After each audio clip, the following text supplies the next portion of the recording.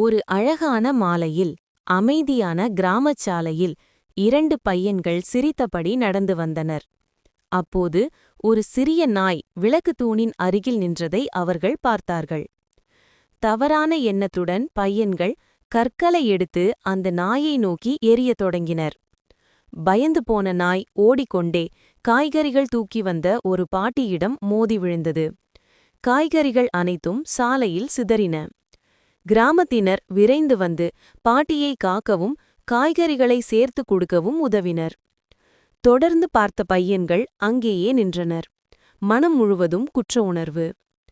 அந்த நேரத்தில் பொன்னிற ஒளி தூன்றி கருணை நிறைந்த முகத்துடன் ஏசர் அவர்கள் அருகில் நிற்பதை கண்டனர்.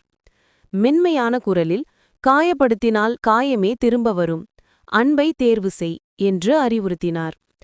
அவமானத்தால் தலைகுனிந்த பையன்கள் உடனே சென்று பாட்டிக்கு உதவினர். அந்த நாள் முதலிருந்து எல்லா உயிர்களிடமும் அன்பாக நடக்க வேண்டும் என்று அவர்கள் மனதில் உறுதியெடுத்தார்கள்.